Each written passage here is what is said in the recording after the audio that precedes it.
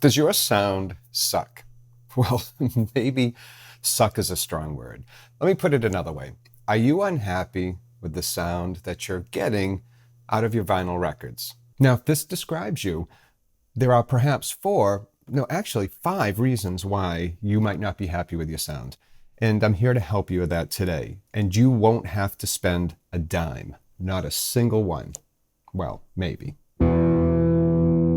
Now, are the things I'm about to show you no-brainers?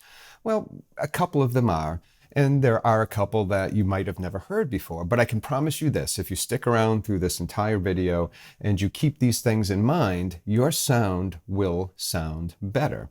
Now, I'm going to get one of the easier ones out of the way first.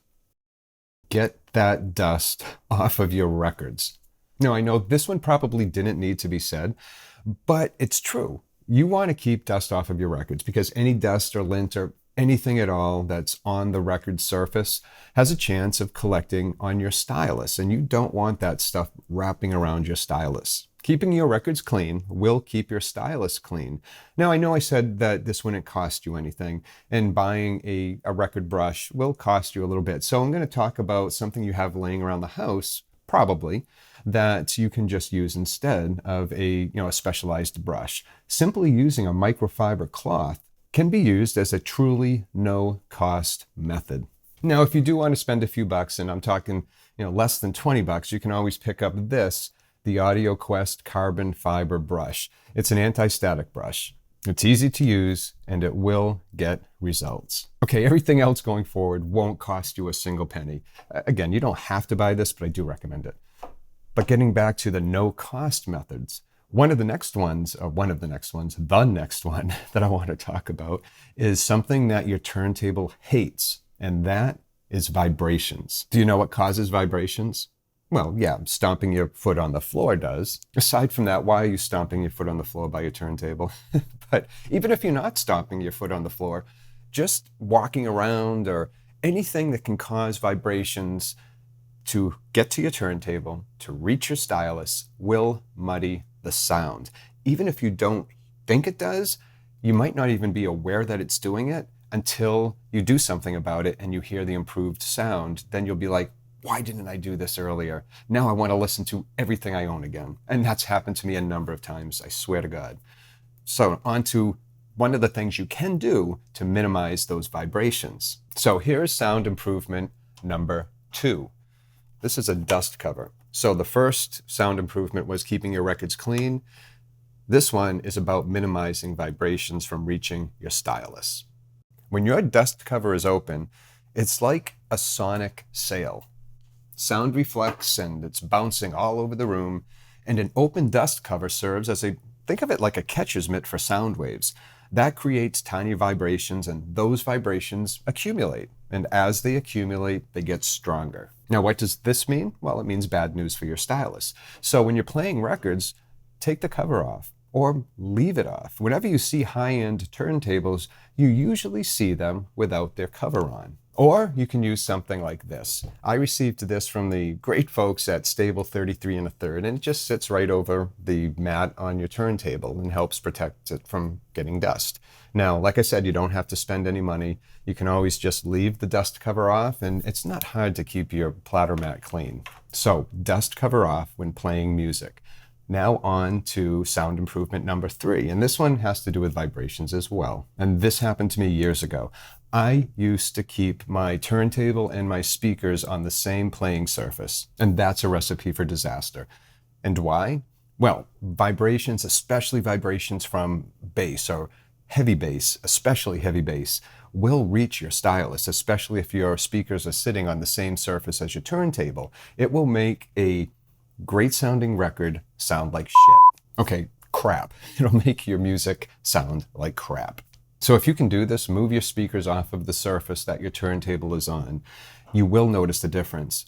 And I mean, I did it for years, so I know that a lot of folks, and it has to do with space too, perhaps you don't have the space, but if you can, move them off.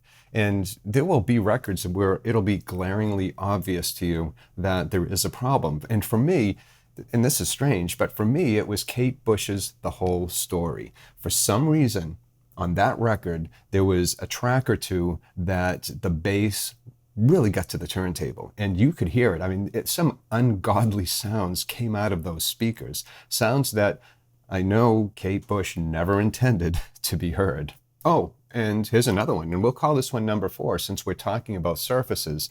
Do you have one of these? Well, it's a level. And hopefully you don't have to buy one. Hopefully you have a level laying around the house, even a small one like this. And if you don't have a level, do you have a marble? My point is that the surface that your turntable sits on should be level.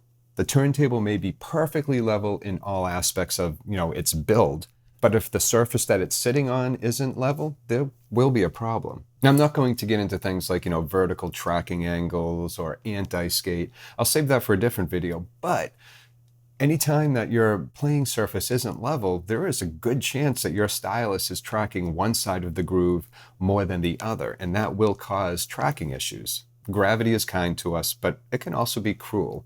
So if you can, make sure it's level, because an unlevel playing surface will cause distorted sound. It could also lead to uneven wear on the groove of your record and even your stylus. Now, there are easy fixes for this. A lot of turntables will come with adjustable feet, and you can use those to adjust the level and get it just right. But if your turntable is like mine and right now does not have adjustable feet, you can use slivers of construction paper. So how are we doing so far? Okay. Well, number 5 is one I bet you hadn't thought about, and I didn't either, until I ran into it a couple months ago, and it drove me crazy until I figured it out. And it had to do with cables. And no, this is not you must buy expensive cables. Nothing like that, I swear, I promise, seriously. It's about keeping them organized. And this is how I found this out, and it really surprised me. Now, it was maybe 2 or 3 months ago. I was tweaking something. I can't remember exactly what it was, but I ended up having to unplug all the RCA cables from the back of my phono stage and the back of my amp. And I wanted to hear if whatever I was doing made a difference. So I was kind of lazy about it, plugged them all back in, just wanted to listen to the music, put all the cables back behind the equipment, and I sat down to listen. And there was a buzz. Now, I have tinnitus, but that buzz wasn't coming from inside my head. There was something buzzing that had never buzzed before. Now, I couldn't explain it. I checked all of the cable connections. I unplugged them. I plugged them back in. I looked at the phono stage. I looked at the ground wire. I really checked everything I thought I could possibly look at.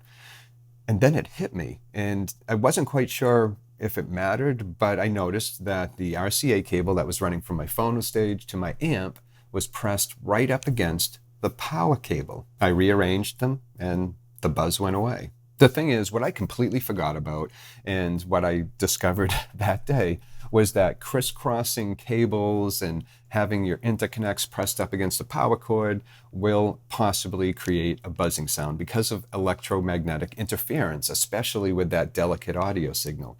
And power cords emit electromagnetic fields that will interfere with it. So, keeping them apart, even just a few inches apart, will help reduce that risk.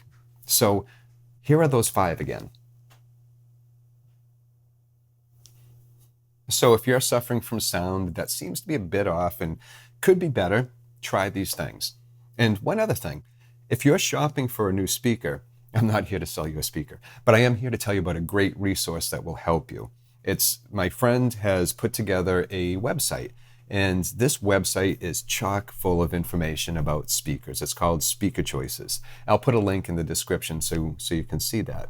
And really, if you're trying to find a new speaker, you probably will never find a better site than this, and with as much information about different speakers and companies and such. So, as always, thank you for being here. If you found this information helpful at all, don't forget to hit that like button. And if you want to know about new videos that come out on this channel, just subscribe.